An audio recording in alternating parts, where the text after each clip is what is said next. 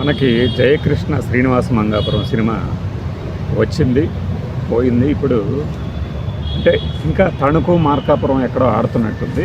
దాని సంగతి పక్కన పెడితే అతను ఎంత కమిట్మెంట్తో ఉన్నాడు సినిమాల పట్ల జయకృష్ణ అనేది ఒక క్లిప్ బయట తిరుగుతుంది ఫేస్బుక్లో. దానిని మీకు ఇప్పుడు నేను ఈ వీడియోలో పెడతా.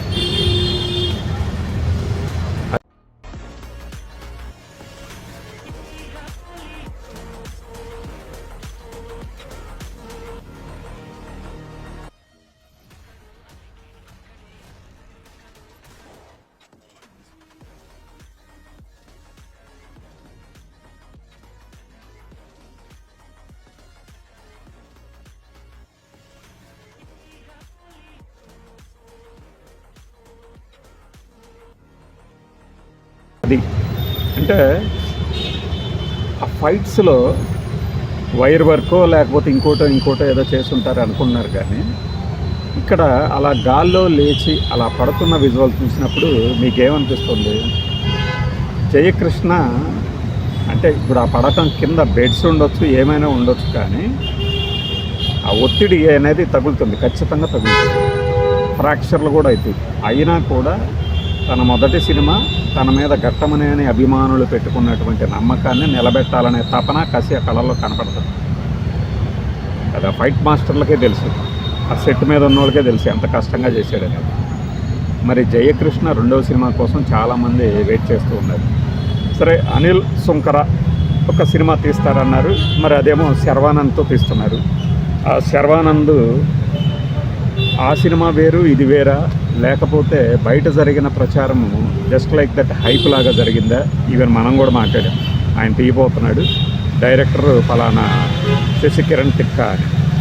అది ప్రస్తుతానికైతే మరి చర్చల్లోనే ఉందో లేదంటే వైండప్ అయిపోయిందో అసలు ఆలోచనే లేదో అనేది సమాచారం తెలియటం లేదు. కానీ కృష్ణగారి అభిమానులకి, కృష్ణగారి మనవడు ఈ విజువల్ ఇప్పుడు మీరు చూసిన విజువల్ చూసినప్పుడు అనిపిస్తుంది, ఇంత కష్టపడే హీరోకి సక్సెస్ తప్పకుండా దక్కుతుంది అని. దీనికేమీ ఏళ్లకేళ్ళు ఎదురు చూడాల్సిన అవసరం లేదు కూడా. ఎందుకంటే అంత రిస్క్ తీసుకునే కెపాసిటీ ఉన్న హీరోలు తక్కువ మంది ఉన్నారు, దట్టు యంగ్ ఏజ్.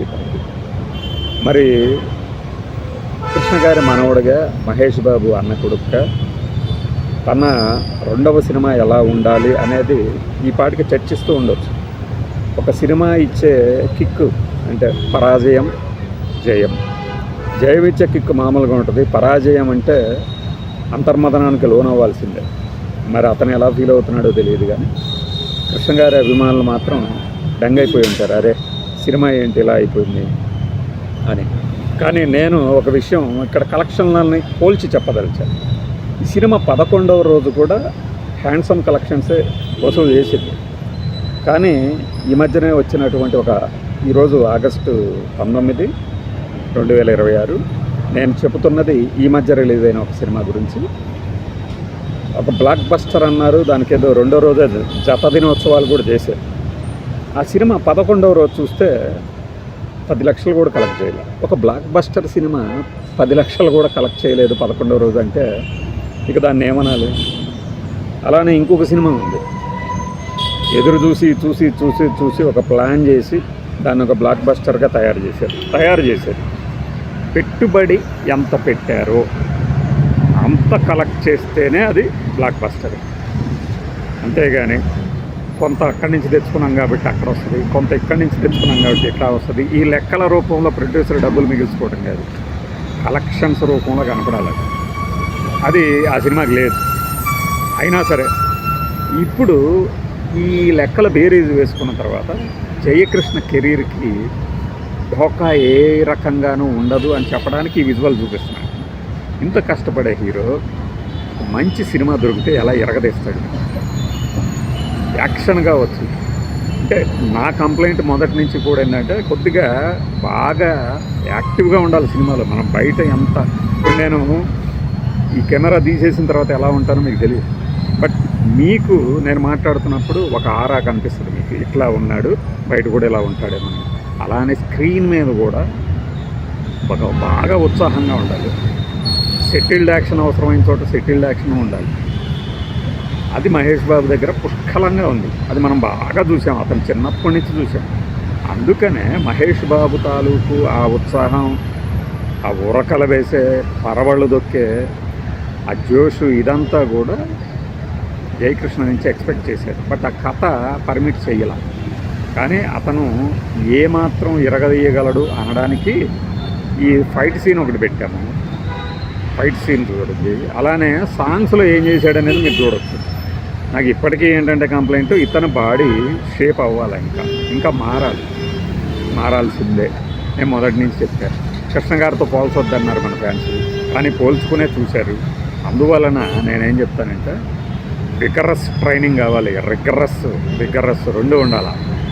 అప్పుడు అతను తీసుకునే రిస్క్కి వచ్చే రివార్డ్ ఎలా ఉంటుంది అంటే మీరు ఊహించలేరు. రిటర్న్స్ ఎలా ఉంటుందండి. ఇప్పుడు రిస్క్ ఎక్కువ, రిటర్న్ తక్కువ అయింది శ్రీనివాస్ మంగాపురానికి. బట్ తర్వాత సినిమాల్లో మనం ఇలా మాట్లాడటం కొంతమందికి నచ్చదు, కానీ తర్వాత వాళ్ళు అంగీకరించి అందులోని కొన్ని తీసేసుకుని వాళ్ళు కూడా వీడియోలు పెట్టుకుంటున్నారు. వెరీ గుడ్, పెట్టుకుంటారు, తప్పేం లేదు. ఎంత వీలైతే అంత మంచి విషయాలను ప్రమోట్ చేసుకోవచ్చు కదా. అలానే ఈ మధ్య నేను చూశాను, అగ్నిపర్వతం బ్లాక్ బస్టర్ ఎందుకు కాలేదు, ఇండస్ట్రీ హిట్ ఎందుకు కాలేదు. నాకు నవ్వు వస్తుంది. అదే ఇండస్ట్రీ హిట్ బ్లాక్ బస్టర్ కాలేదు అంటే ఈ రోజున ఎందుకు మాట్లాడతాం మన దాని గురించి. అగ్నిపర్వతం కృష్ణ గారు అంటే మన కళ్ళ ముందు మెదిలే పాత్రలు అదే ఎందుకు కనపడుతుంది. జమదగ్ని ఇన్స్పెక్టర్ చంద్రం పాత్ర ఎందుకు కనపడదు. అట్లానే జయకృష్ణ కూడా ఎంచుకోవాలి మంచి క్యారెక్టర్లు. ఇప్పుడు అనిల్ కావచ్చు, లేకపోతే అనిల్ రావిపూడి అంటున్నారు కొంతమంది. ఎందుకు అనిల్ రావిపూడి ఎందుకు చేయాలి? కొత్త డైరెక్టర్ కూడా ఇరగదీయచ్చు కదా. ఇప్పుడు మహేష్ భూపతే ఉన్నాడు కదా, ఈయన మన అజయ్ భూపతి ఫస్ట్ సినిమా ఇరగదిగలేదా? తర్వాత అంటే ఇతను ఈ కథకు సూట్ అవుతాడా లేదా అంటే అతని బాధ్యత అతను నిర్వర్తించాడు. అతను తప్పు పట్టడానికి లేదు. అతను ఏం చేయగలడో అదే చేశాడు. అందుకే పాపం ఇంకా అతను నేనే బాధ్యత వహిస్తున్నా రిజల్ట్కే అన్నాడు. అంతే ఉంటుంది. ఫ్లాప్ అయితే డైరెక్టర్ మీద వస్తారు, హిట్ అయితే హీరో గారికి ఆపాదిస్తారు. కానీ మనం అలాగే ఇందులో జరగాల్సిన లోపాలు జరిగినాయి. అయిపోయిన పెళ్ళికి బ్యాండ్ బాజా సినిమా ఇండస్ట్రీలో వాయిస్తాం కాబట్టి వాయిస్తున్నాం సినిమాలకి. సో శ్రీనివాస మంగాపురం తర్వాత మన సీను పురఫ్ జయకృష్ణ ఏం చేయబోతున్నాడు అనేది చాలామందికి ఇంట్రెస్టింగ్గా, క్యూరియస్గా, ఎలాంటి కథ రాబోతుంది, ఇలా అయితే బాగుంటుంది, అలా అయితే బాగుంటుంది అని సలహాలు ఇస్తారు, సూచనలు చేస్తారు, అడ్వైజులు, ఇంకా రకరకాలు. అయితే ఒకటి పరాజయం పాలైనప్పుడే అంతర్మదనం సార్థం. హిట్ అయిందనుకోండి, ఇక అసలు ఆ హిట్ అయిన సినిమాల్లో లోపాల గురించి ఎవరు మాట్లాడరు. ఫ్లాప్ అయింది కాబట్టి, ఇంత అభిమాన ధనం గణం ఉంది కాబట్టే ఈ సినిమా గురించి మళ్ళీ మనం మాట్లాడుతాం. నెక్స్ట్ ఏం చెయ్యబోతాడో అనడానికి ఈ క్లిప్స్ బాగా పనికొస్తాయి. ఎంత పొటెన్షియల్ ఉంది జయకృష్ణ దగ్గర అని చెప్పడానికి. కొంతమంది మన వాళ్ళు వెంటనే అన్నా నువ్వు మూసేస్తున్నావు అన్నా అంటే, మూసేయటం కాదురా బాబు, అక్కడ చూడండి, ఆ విజువల్ చూడండి. ఇలా చేయగలిగిన హీరోని ఇంకొకరిని చూపించండి. ఓకే ఫైన్, వాళ్ళకి దక్కేది దక్కుతుంది, జయకృష్ణకి దక్కేది దక్కుతుంది, ఖచ్చితంగా దక్కుతుంది. అది మనం చూడబోతున్నాం.